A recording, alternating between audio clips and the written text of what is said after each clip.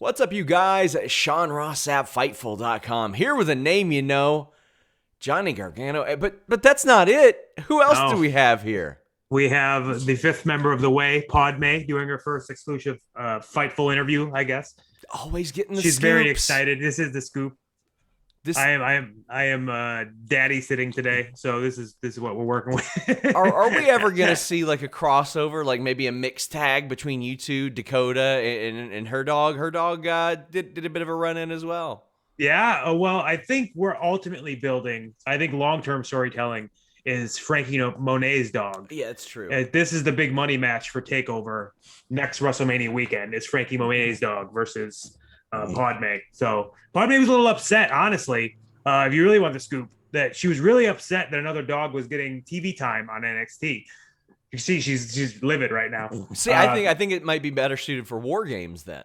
Oh, that'd be good. We gotta get other dogs though. So Yeah. I mean, Well, I mean, you all did the triple threat War Games that one year, so maybe it can be a bit of a mixed tag situation. But you do have a big match on Tuesday, Bronson Reed, North American Title. A lot of things can happen in a cage match. The first thing that springs to mind is Johnny's going to get hit with a splash off the top of the cage. That's first. so everyone.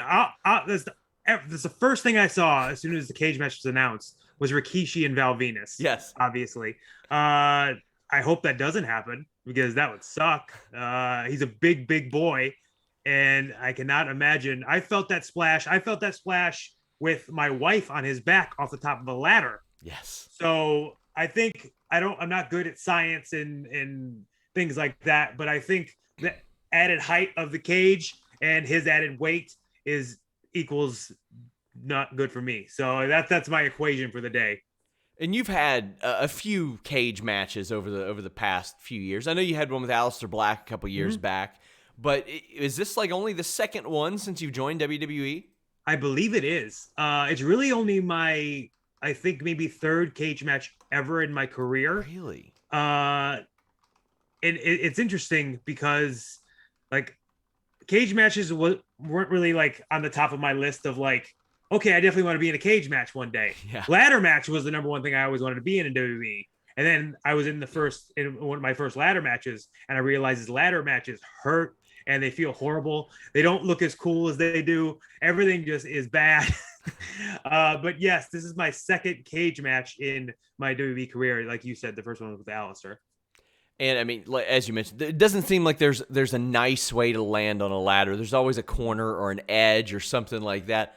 As far as the ability to work within the structure, like, because you haven't had that many, do you have things like racing through your mind, like, oh, I want to do this, I want to do this? Yes, I pride myself as being a student of the game. I also pride myself as being very creative with my surroundings. I think I have a decent brain for professional wrestling, and I like to get creative. So I think that's something I really look forward to, is just the challenges and the outside obstacles and different things I can put in there as opposed to just a normal singles match. Now I have way more things to play with, different heights to play with, different elements to play with, and that's something that is very exciting for me.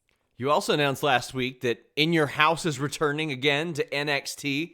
Of course, last year, I can't remember, I think it was at actually In Your House, the Doc portrait thumbs up. Mm-hmm. It didn't work out the way that you wanted, but No. the word on the street was that Michael Hayes didn't know that was going to happen. Have you spoken to him about that since then? He did not know that was going to happen. So I remember I saw him. So I took pictures in the gear I was wearing it In Your House at the PC like a couple days after In Your House. And I'm just putting my gear on, and all of a sudden I just hear like footsteps walking up, and I hear a cane too. Oh, And no. I immediately, as soon as I hear the cane, I'm like, oh, I know who this is. And I look up, and there he is, Michael P.S. Hayes himself. And he says, I saw that picture. I saw what you did. And I said, I had to represent you somehow, man. Like, we needed Dok Hendrix in Your House. I needed you there. He said, and he walked away. But yeah, I told him, like, it was out of love. Yes. Dok Hendrix forever lives in my canon house now. I live in canon. I live in the In Your House. So of course Dok Hendrix would be represented there.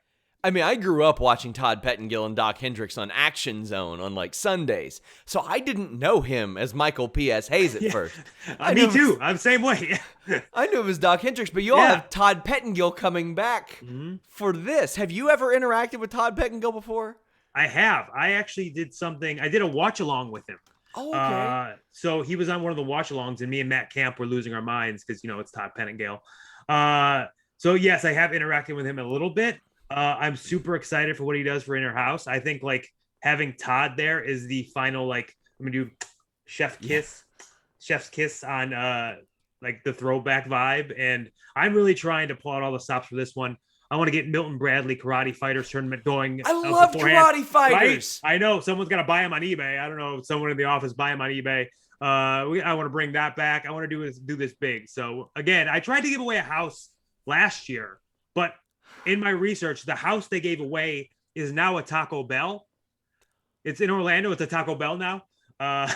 So the original house? Yes, apparently the original house they gave away is now a Taco Bell. That's a big Taco Bell. It is. So yeah, I mean, maybe we'll do like a sponsorship with them, or Nachos Bel Grande deal. We'll see what's going on. Wow, scoops all over the place from Johnny today. Just Google. This is just Google. No scoops. Man, Ari Sterling, you're not going to be able to get him. Ari Sterling's probably sitting at that in your house. Yeah, good call. That's all he does is hang out at Taco Bell. My God. So while we're on the subject of sort of stipulation matches, I'm always curious and interested to hear about the process of the Royal Rumble, and you were in the Royal Rumble in 2019. How far out did you hear that you were going to be a part of that, and what was your reaction? Because if you grew up watching Dok Hendrix and Todd Pettengill, you probably grew up watching a whole lot of Royal Rumbles too. Yeah, Royal Rumble was always one of the main things I wanted to do here. Royal Rumble was my favorite pay-per-view, is my favorite pay-per-view. So to just get the chance to be in it, I actually found out. So I had a feeling. Like, I don't know what it was. I kind of got a vibe from people like, oh, I might be in this Royal Rumble. Yeah. And I did not know for sure. I didn't find out for sure until literally the night before at TakeOver. TakeOver just ended. And I think Hunter pulled us all aside, like me, Alistair, Pete Dunne, and told us that we were going to be in the Royal Rumble the next night. And like I said, it was weird because I had a feeling. Candace was told that she was going to be in the Royal Rumble earlier that week. So she already knew she was going to be in it. But so I kind of got the vibe that I was going to be in it too. And then I was officially told the night before at like 11:30 at night that I had to get ready for the Royal Rumble.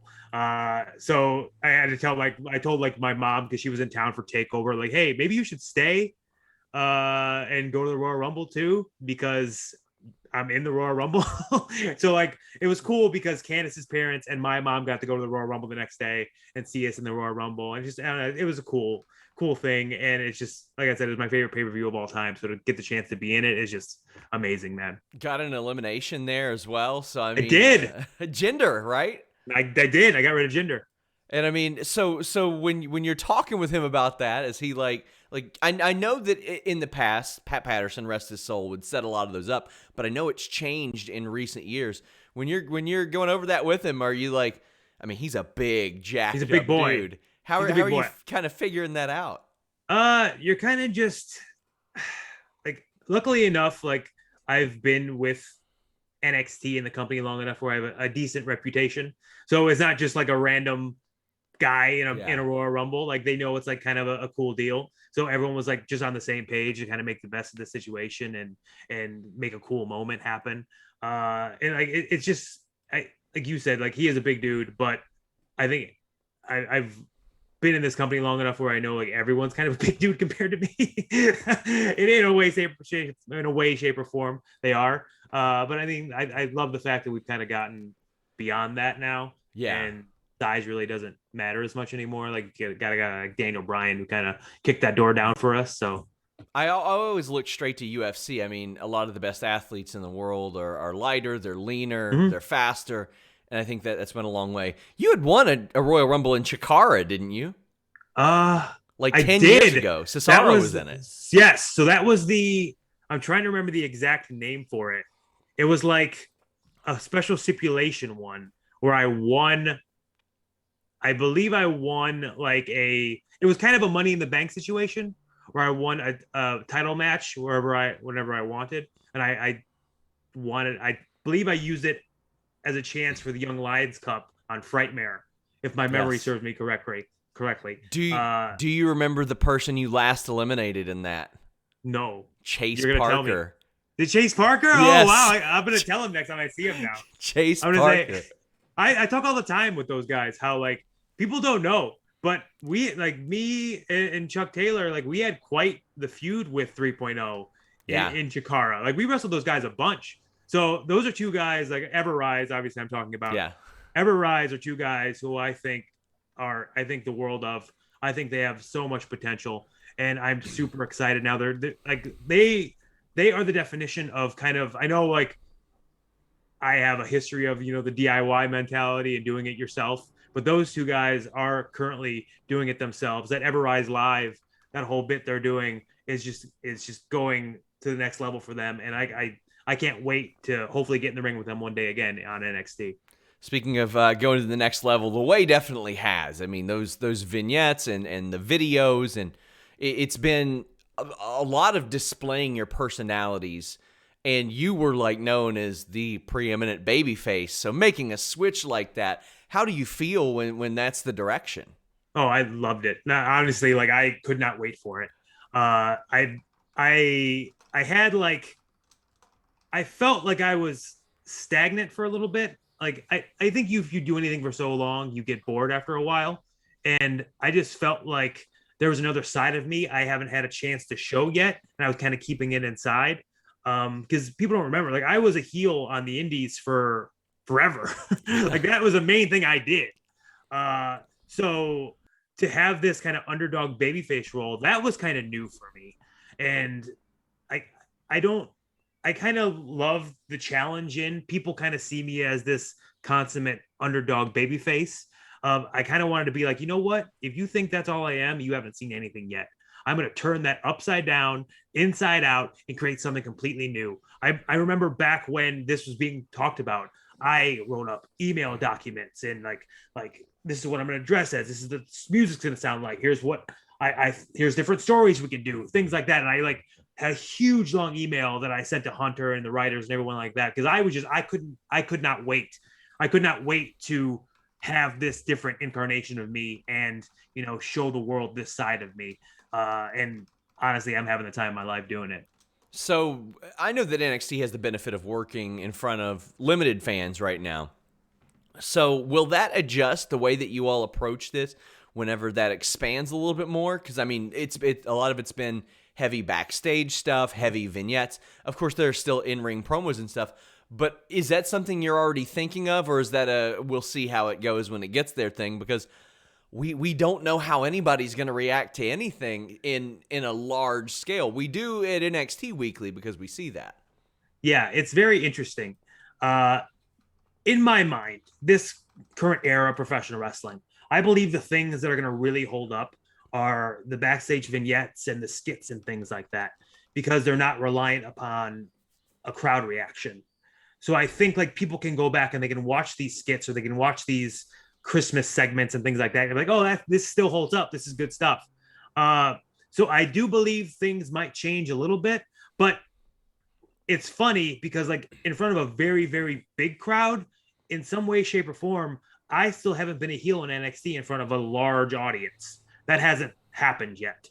The Way has not been in front of a large audience together yet. So I am very curious to see the reaction that we all get.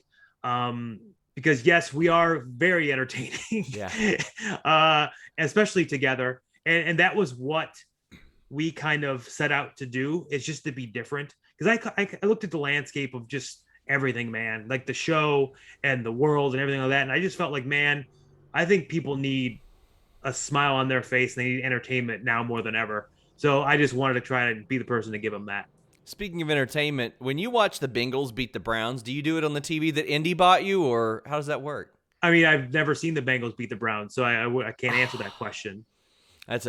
Look, I will say this: the Bengals are probably going to be better than the Steelers this year. Yeah, probably. So I mean, you got that going for you. Not better than the Browns. It'd be Browns, Ravens, Bengals, Steelers. But you know what? That's a consolation that I think anybody in the North will take, is if they're better than the Steelers, because That's like the enemy of my enemy is my friend type of thing. Of course. Yes. So yeah, I can get used to that. But no, I do watch the Browns many victories on the TV that bought me. Yes. Oh, well, I've spoken with a lot of people, including a former trainer of yours, Josh Prohibition. Oh yeah. About like the huge explosion of talent out of Cleveland. We saw it a lot like in SoCal in the early 2000s. We're starting to see it a lot in the Northeast right now too, but Cleveland has like a disproportionate amount of talent in wrestling that emerges from it. Josh had an interesting approach. He said, like, maybe it's like you grow up tough because you're in a cold city. The sports teams don't win a lot. You're used to that mentality of toughness. What do you attribute that to? Is it iron sharpens iron? Because there is a great amount of talent that emerges from there, yourself included. I think Josh summed it up really well. I think it comes down to Cleveland always has that underdog mentality that's just bred into us. Yeah. And like we're perpetually told that we're not good enough. We're perpetually told that we're never going to make it.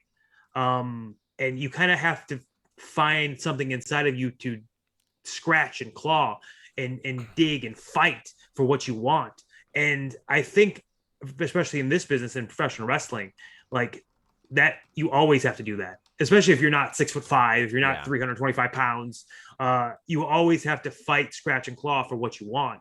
So I think people from Cleveland, Ohio already have half the battle won because they're just used to being told they're not good enough. And they're used to saying like, okay, I'm going to show you how good I am. And they're used to working hard. So yes, I do believe that's what made me who I am, is living in Cleveland, Ohio, and just learning not to take no for an answer. So WWE is always full of change. And as we wrap up, I've always been interested, whenever we see the draft, whenever we see the shakeup, is that something like you're hitting up people in WWE like, am I on the move? What's going on? Like, we've heard Tommaso say he just wants to stay in NXT. That's where he likes it. I've also spoken to wrestlers that are like, love NXT. It's great. I'd be better on Raw or SmackDown. Is that something that goes through your head whenever those are announced? And have you had any conversations regarding that? No, I mean, I always kind of focus on what I'm doing at the time. And in my mind, my goal was to always make NXT the best I possibly could. I take great pride in NXT. I'm sure Tommaso does as well. I'm sure Adam Cole does as well. Those are the three you always kind of talk about when you think of NXT now, is me, Tommaso, and Adam, probably because we've been here the longest. But all three of us take great pride in our work in NXT. And not just for ourselves, but we also take great pride in elevating others and doing what we can to make others better. That is, I guess, the main focus for me, is what can I do to prepare the next crop of NXT guys, the next talent we have to bring up there. Because I do watch a lot of independent wrestling still. I still follow everything. And we just signed a great class. And there's tons of guys in that locker room that are incredibly talented that I can't wait to work with. So I think for me, my position is kind of, yes, I can be the flag bearer of NXT. I can be the face of NXT, but I can also help get guys ready and get guys prepared to kind of take over for me for if I leave, whenever that happens, if that does happen. I want NXT to be in the best place possible. It seems like that was the approach that you wanted to take with the North American title too, because as a former NXT champion, you bring that to that title, and now I think almost objectively you'd be the greatest North American champion that they've ever had. I wanted the chance to kind of take that title and also try to make other guys. Like, I am incredibly proud of the fact that I got to have a long takeover match with Kushida, a guy that I thought like deserved that more than anyone. I wanted to show the world what Kushida was capable of, and I'm so happy that I got the chance to show everyone what he's capable of, because now you see him now with the cruiserweight title. He's taking that thing to new heights, new levels, and like I just want to give guys that chance and that opportunity to show what they have, because I know there's tons of talent out there and they just need an opportunity. I could watch him go in and out of double wrist lock transitions all day, every day. Final question.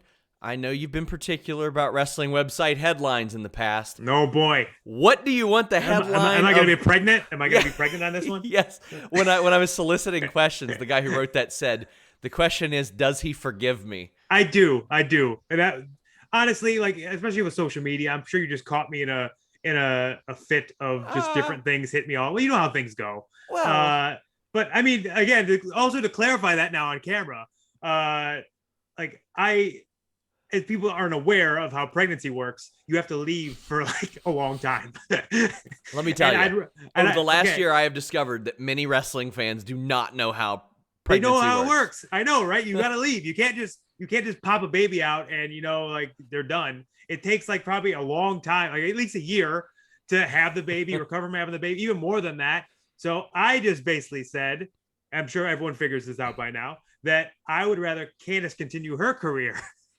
and I could go off and, have the baby. We all know, guys, science, I know that can't happen. But, yeah.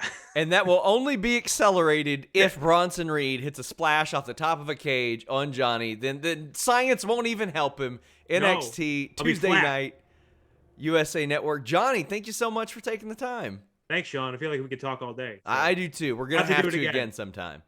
Until next time, guys, we're out.